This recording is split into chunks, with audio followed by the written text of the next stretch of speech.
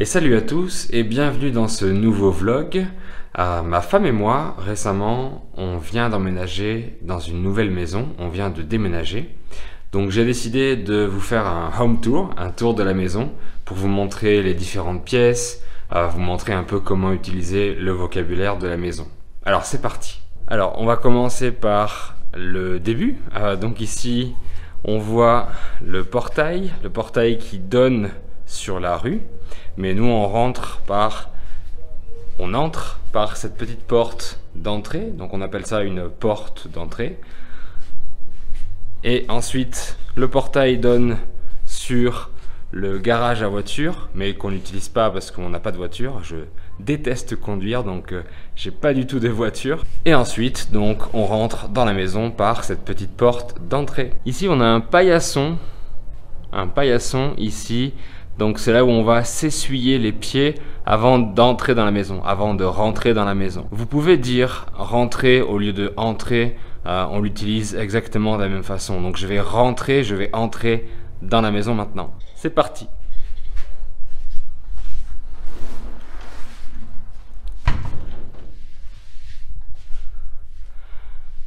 Alors ici on voit qu'on a une petite entrée. Et cette table ici, c'est le coin salle à manger. Donc on va l'appeler le coin salle à manger. Ici on a un canapé. Et derrière moi, on a une télévision avec un autre grand canapé. Donc on va appeler ça le salon. Alors ici, c'est pas une pièce fermée. Donc on peut dire juste le coin salon par exemple. On a le coin salle à manger avec la table à manger et le coin salon. Et ici, on a une table, hop, avec 4 poufs. On peut dire des poufs ou des petites chaises qu'on peut enlever qui sont sous la table. Alors, si on continue la visite, ici, on a mon bureau. Je donne mes cours depuis cette étagère ici.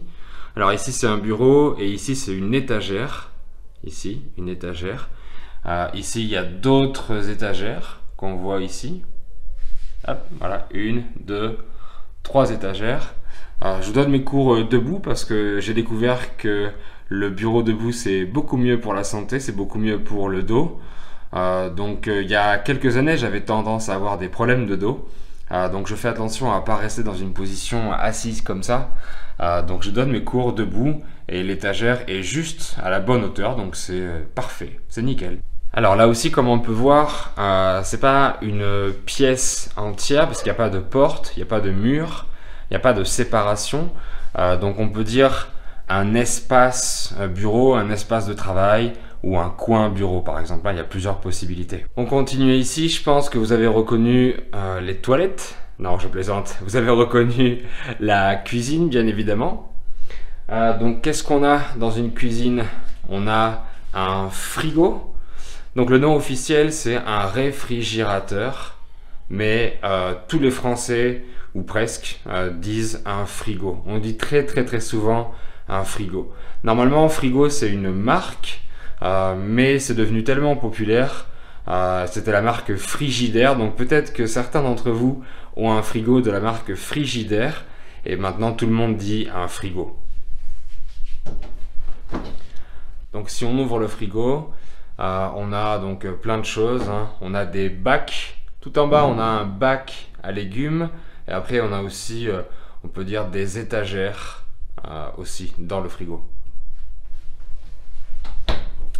Et au-dessus du frigo, généralement qu'est-ce qu'on a, hein? Au-dessus, à un niveau plus élevé, au-dessus du frigo, on a le congélateur.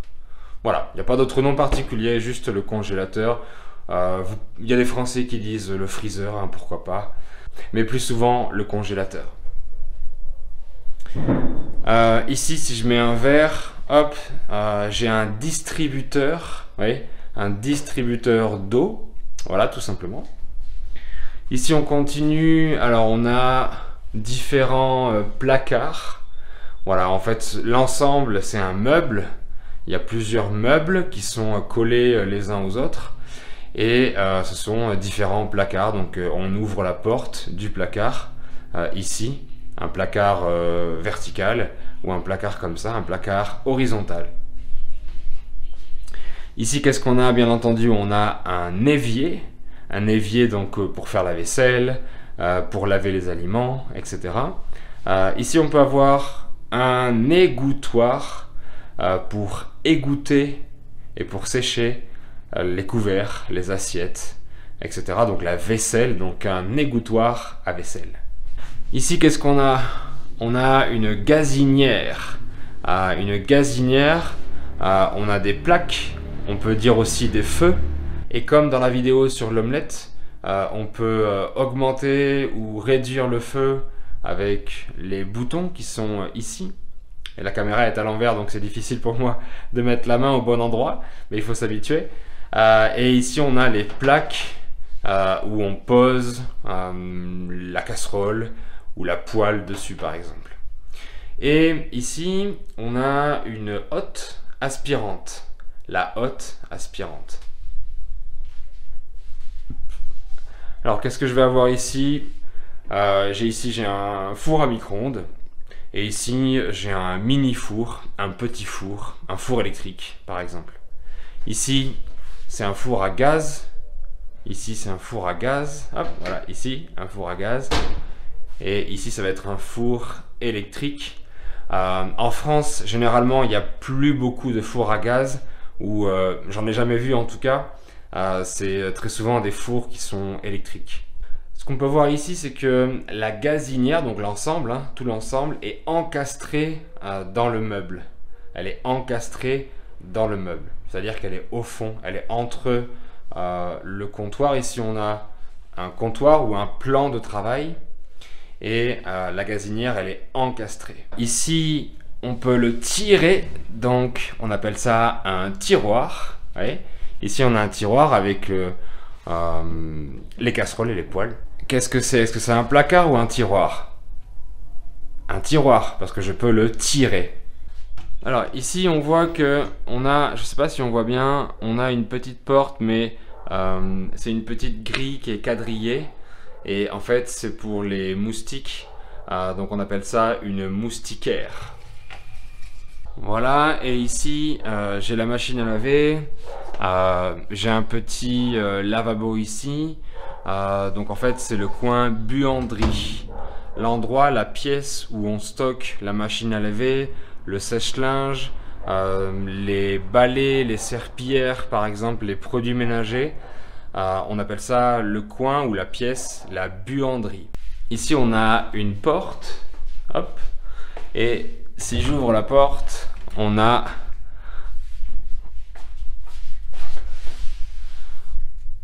des toilettes. On n'a pas choisi la décoration parce que c'est une location et ça résonne un peu. Mais en tout cas, on a juste des toilettes. Donc, en résumé, ici, au rez-de-chaussée, on a donc l'entrée, on a la salle à manger, au fond, on a le salon. Ensuite, on a le coin bureau, on a la cuisine, on a la buanderie. Donc, généralement, c'est la partie jour. On peut dire, par exemple, la partie jour. Et maintenant, on va aller à l'étage, on va monter en haut pour la partie nuit, là où on a les chambres et la salle de bain, par exemple. Donc, on dit souvent comme ça en français, la partie jour et la partie nuit. Voilà, donc c'est parti, je monte et ça va résonner un peu. Ça va résonner. Quand je parle, ma voix résonne.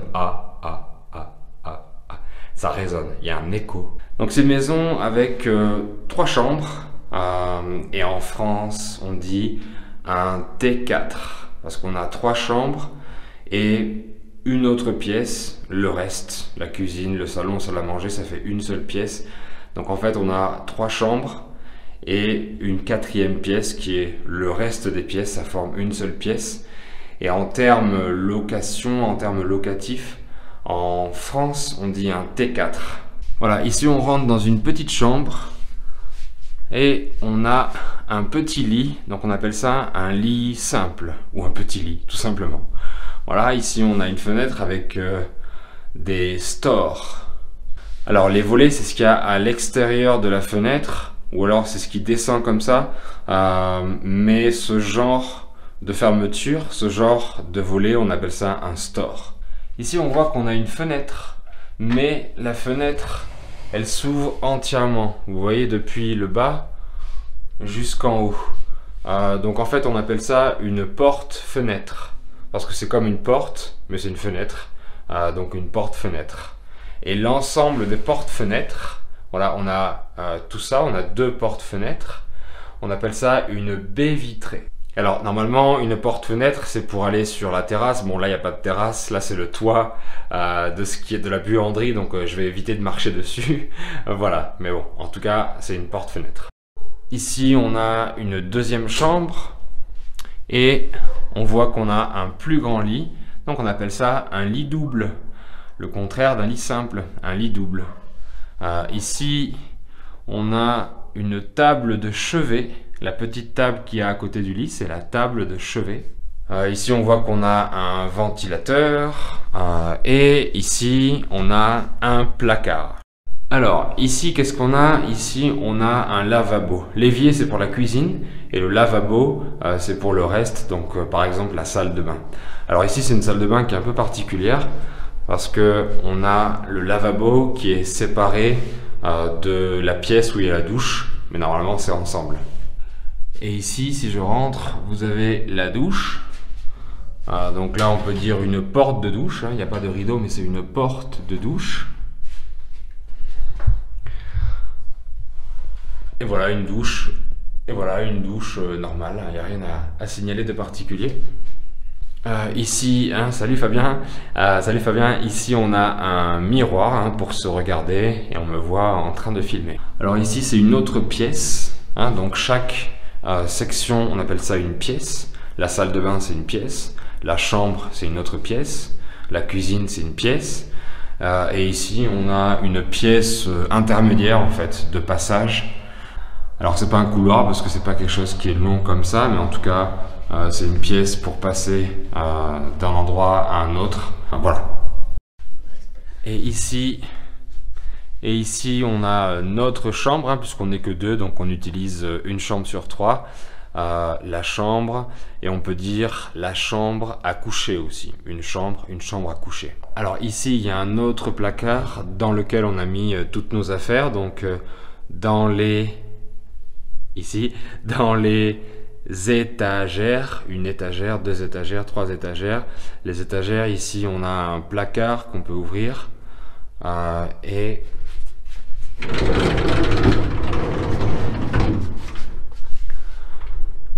ici, on a une tringle, cette barre pour poser les vêtements. On appelle ça une tringle.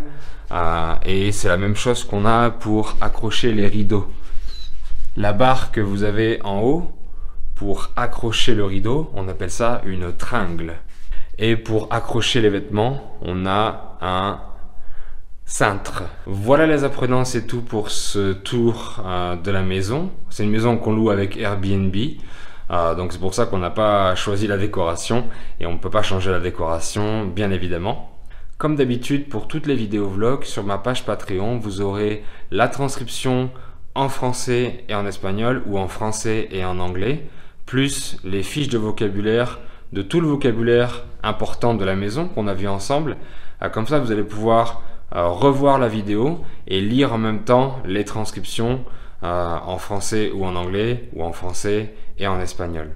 Donc je vous mettrai le lien dans la description vers la publication Patreon de cette vidéo.